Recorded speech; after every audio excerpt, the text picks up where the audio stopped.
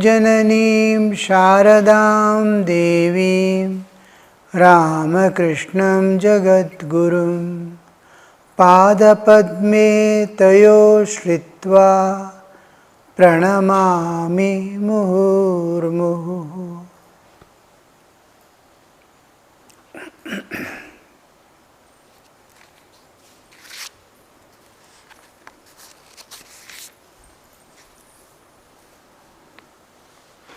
Sri Ramakrishna became intoxicated with divine love and sang.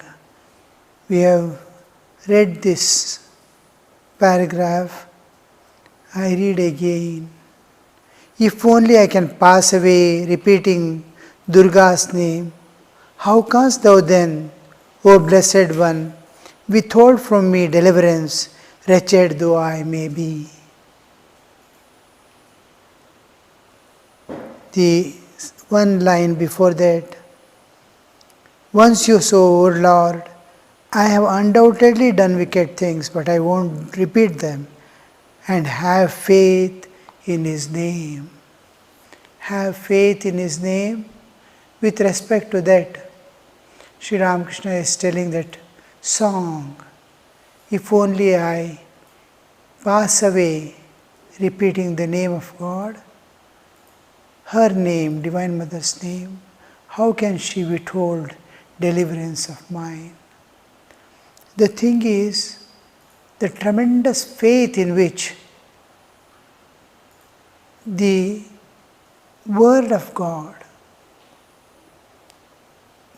with the creation, two things appear together, meaning and word, Shabda and Artha. Another is corresponding objects in this world. All these objects that we see around have a name. And these names, in whatever language we use, it is emerging from consciousness. They are fed externally and it become a part of consciousness and it emerges out.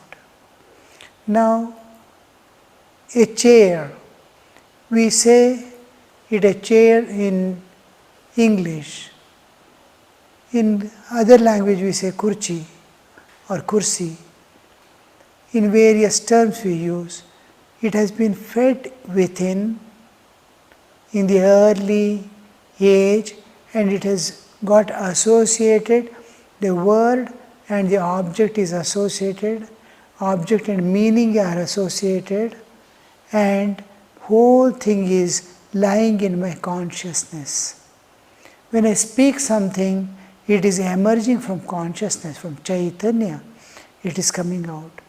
Whatever I am speaking is an expression of which carries a meaning. So, the meaning and the object, everything refers to a reality. Suppose I am telling a lie. The incident or something may be lie, but what is uttering is true. The meaning may be a lie, but he has uttered a lie is true. Utterance is true. It is coming from maybe his imagination, maybe his wrong representation, maybe he is purposefully, intentionally telling a lie, but it is coming out from the consciousness. If it is a lie, the consciousness knows, the Chaitanya knows it's a lie. It has no place in the reality.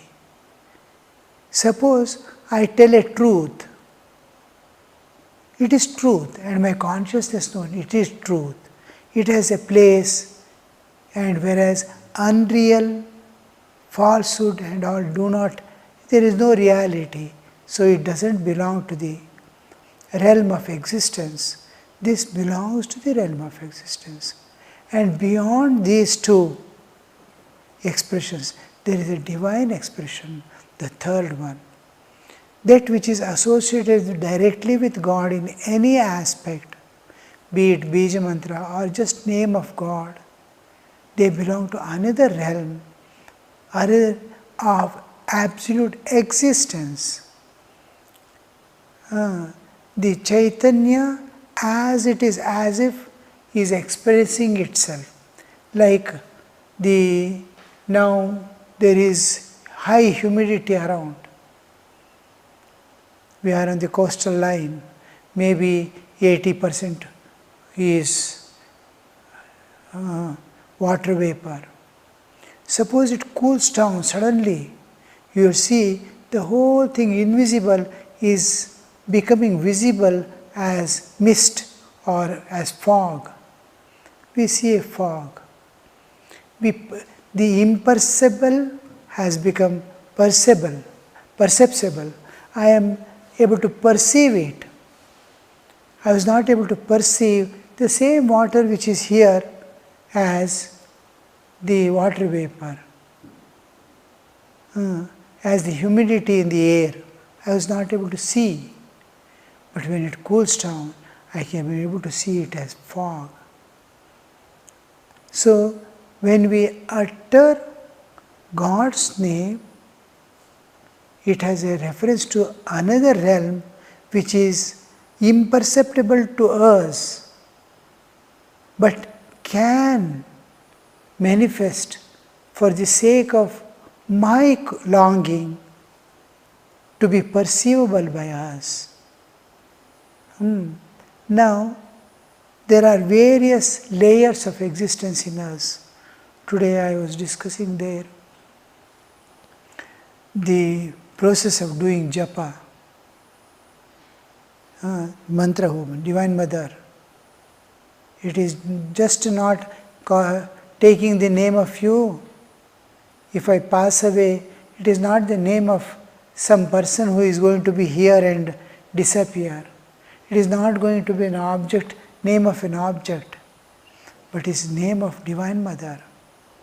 I am uttering the Divine Mother's name and dying, and how can I not get release, mukti? And this is what, that name doesn't belong to the realm of the relative existence or the falsehood which doesn't exist at any time. It belongs to a realm which is eternal, unchanging reality. So this becomes a form of mantra. When I take the name of God in any language, in any way, if it is, I know it belongs to God and I utter, then it is like uttering a mantra. When I utter mantra, how should I enter and how should I do the japa? I was telling today how to do the japa. When you do japa with great love and faith, you repeat the name calmly and deeply in such a way you express your intense love. Lovingly you do. You feel the living presence of God and living presence of God. Very important word. You feel the living presence of God and do japa with great love. Then what happens? Slowly you are getting it deeper and deeper because love absorbs. The absorption, you get absorbed in the name of God. Because love, any object you love, you find almost closeness with it, oneness with it, and makes you forget slowly the world. The more intense is your love, the more intense is your faith, then you start forgetting the world, forgetting the body also. Because all these bodily layers are external. Now, when I repeat the name of something, my child or my grandmother, I am telling a word which belongs to the realm of relativity. When I utter the name of God, it belongs to the realm of eternal. And when I do with faith in this one, so as to, now when I say the name of any of my relative or anything, it is mind telling. It is in the realm of mind. Mind belongs to an external sheath. Whereas when I do japa, I am doing it in the heart of my hearts, the core of my existence. It is beyond all the layers, Annamaya, Pranamaya, Manomaya, all these layers from the bodily existence, body, pranas, senses, mind, intellect, beyond that is my heart. In the heart, I am feeling the love. I am lovingly doing in the heart, whereas when I talk and take somebody's name,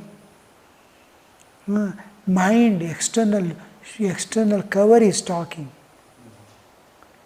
When I repeat the name of God, when I do japa, it is entering deep inside and awakening. I am seeing the form of Ishtadevata in the heart, not in the intellect, not in the mind, not in the senses.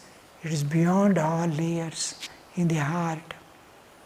So, in the heart, when I utter the name and when I take the name in the mind, what a difference.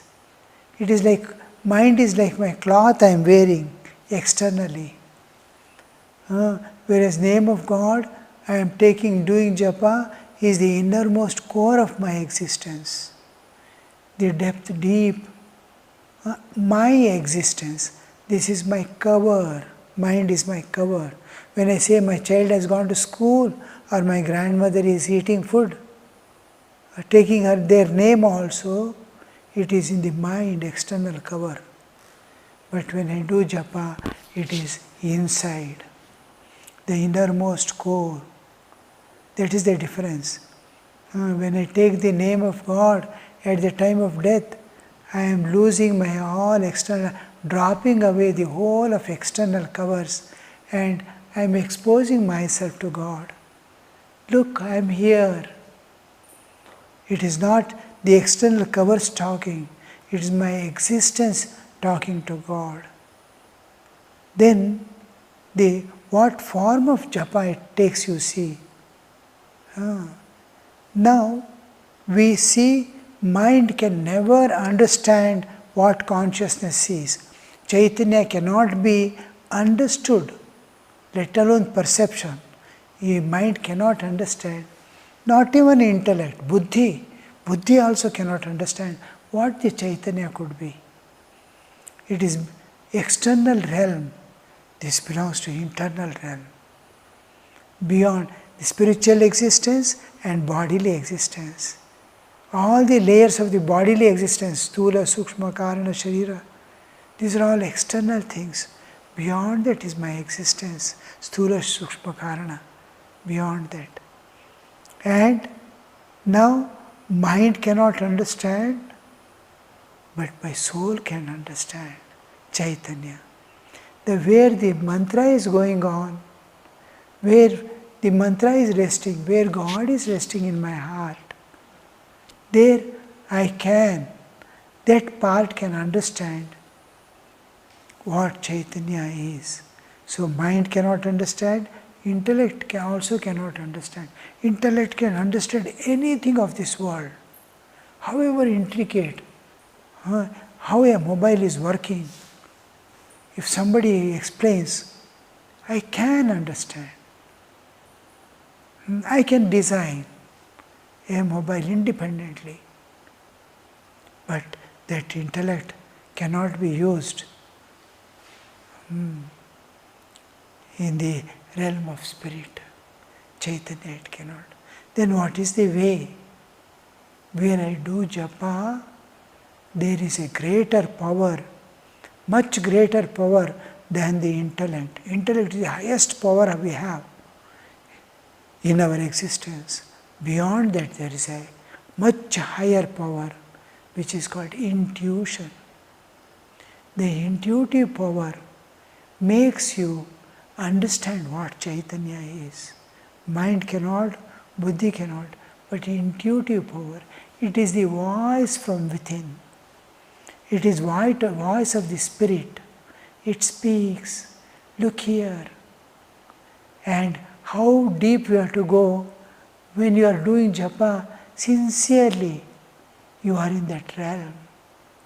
The intuitive, you can hear the intuitive power. Look here, this is Chaitanya. Do you understand now? That voice will be telling, explaining to you. Where there is no language, where there is no person, there is no hearing, but intuitive understanding, the knowledge, oh, this is that. Beyond intellect, beyond buddhi. Buddhi is the highest, and this is intuitive power, intuition. I get the intuition from deep within. It reveals itself. This is this, this is this. Yes, I understood. So, just doing japa, I am awakening the intuitive power of understanding what God is. I may not realize so easily, but I understand there is the realm beyond this relative existence. What is that? What does it mean, eternal, unchanging reality? What does it mean, impersonal, absolute? All these things we understand. What is Parabrahma?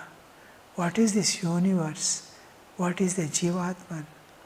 Individual consciousness, Vyashti Chaitanya, Samashti Chaitanya. All these concepts you clearly understand. You are not experiencing, but understanding comes. Clear and concrete, clear understanding. Now when I say pen, you know exactly what pen is. When I say water bottle, you know exactly what it is. Concrete you know. But when I say mind, what is it? Mind like? We cannot understand. How big it is, how small it is, how things it. We can. A vague understanding of mind is there. Now, when you are trying to transcend it, you will be clear understanding of what this mind is. Every bit of mind you have to transcend and go. You have to know what it is, passing through it. Otherwise you cannot transit, you cannot have transcendence, you cannot go beyond the mind to the realm beyond, you cannot enter. So this is how we travel. So the intuitive power, an important thing, this intuitive power suddenly awakens. He knows I am going to die now. I am taking the name of Mother. I am calling on Mother independent of bodily existence. My soul, my heart, my pure existence calls on Mother. And what more you want for deliverance, for mukti, what more you want? It's already with you there. That is the understanding. If only I can pass away repeating the name of God, name of Durga. It's a small expression, but it refers to the intuitive power which immediately links you to the transcendental, the reality. The moment you are conducted there, you are transported there already, just by uttering the name of God. That's why faith, he is telling this song in reference to the faith. How much of faith you must be there? How much of love of God must be there?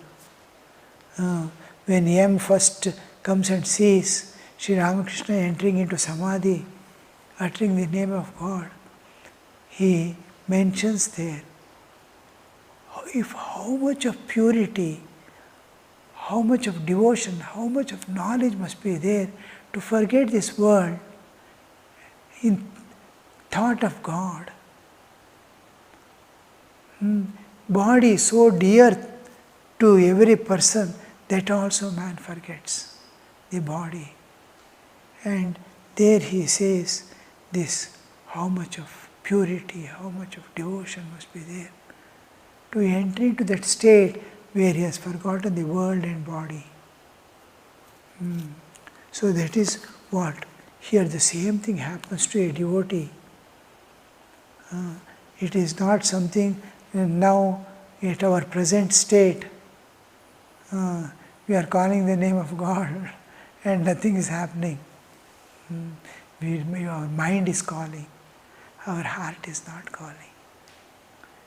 Even in emergency, something happens, serious something is happening, which is beyond my control. I call on God, it is mind only calling. It is not our heart. So when the heart is here, when Sri Ramakrishna is mentioning, it is the call of the heart. Mother has to appear, mother has to take the responsibility. Then he said, to my Divine Mother, I prayed only for pure love. What terms he is using, you say? To my Divine Mother, to my Divine Mother, I prayed only for pure love. Where are we? Where are the real sadhakas who are aspiring for God? They don't want anything of this world. What do you mean, I don't want anything of this world? It looks like some expression without knowing what it means. I don't want anything from this world doesn't mean I don't want anything of this world. I don't take anything inside also.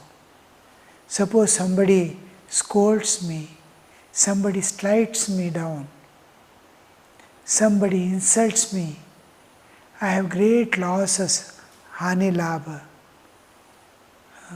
Nothing affects me. I don't want anything of this world. Mother, I don't want anything of this world means all these are included. I am neutral to everything. All my things are lost. My relatives, my friends, my children, everything has gone. My parents, I am left alone in this world. Doesn't matter. Nothing of mine is lost. To that extent, all diseases, body is suffering intensely, doesn't matter.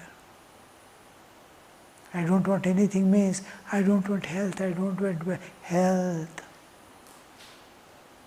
How much to lose my respect in this society, to become helpless, fallen in the street, uncared for, not able to get up and go and take a glass of water. Yes, accepted. That is what it means. I never to my Divine Mother, I prayed only for pure love. I offered flowers at her lotus feet and prayed to her, Mother, here is thy virtue, here is their vice. Take them both, grant me pure love. Actually in this one, here is dharma, here is your adharma. Take them both, grant me pure love for thee. Here is their knowledge, here is their ignorance, here is thy ignorance. Take them both and grant me only pure love for thee. Here is thy purity, here is their impurity. Take them both, Mother, grant me only pure love for thee. Here is thy dharma, here is their adharma. Take them both, Mother, and grant me only pure love for thee. Shuddha Prema. Give me only Shuddha Prema. Take away all these dualities which you have placed in front of me. I don't need them. He is praying only for love of God. to the Brahmo devotees, now listen to a song by Ram Prasad. Come, let us go for a walk, O mind, to Kali, the wish-fulfilling tree, and there beneath it gather the four fruits of life. It is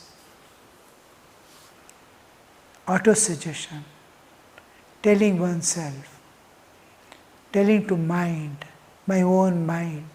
Most of the saints have followed this trend of teaching their own mind. Of course, in and through that,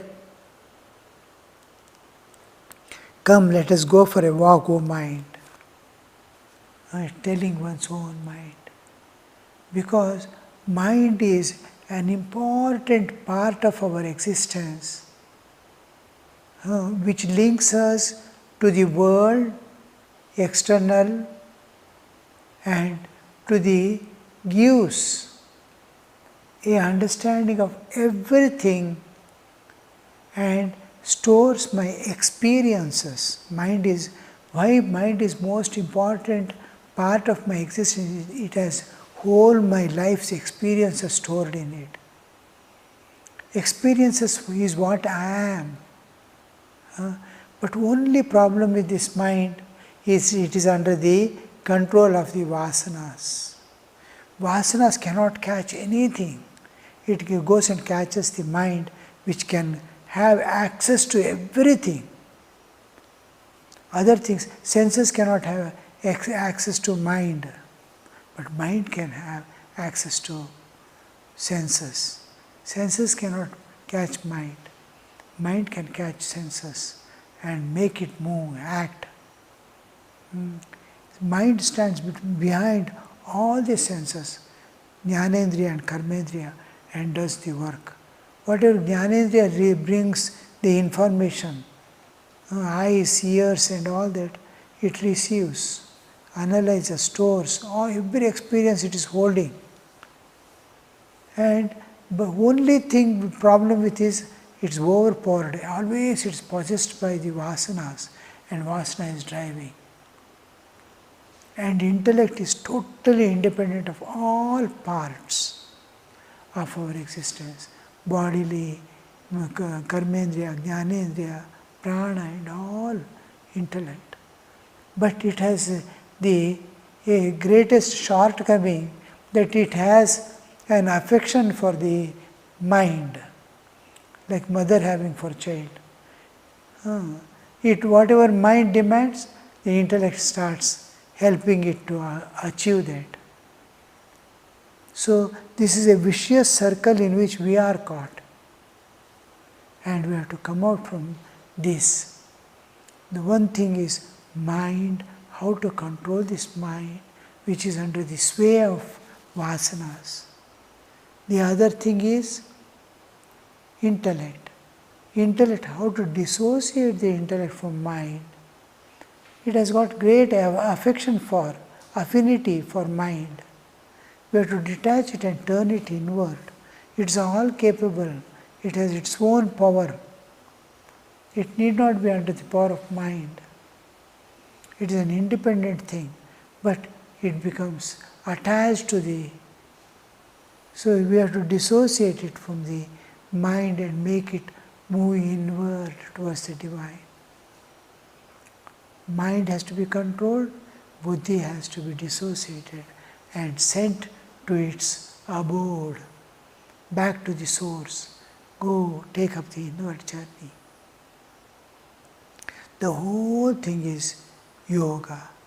And on what is this yoga based now? How to control this and have possession is the process of yajna, sacrifice. What are you going to sacrifice? Meera says, I did not get Krishna simply like that. I have paid the price. I have paid the price. Mol chukaya maine. That mol chukana, I have to pay the price. I want to have control over the mind? Yes, it is possible. You want to turn my intellect inward? Yes, it is possible. but you have to pay the price. And what is that price? A sacrifice. You have to sacrifice your time. You have to sacrifice your all that you have, possess, for the sake of the divine.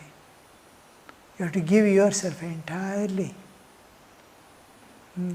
Without, if you are in the world, without missing any duties of life. A householder, they have to take care of children.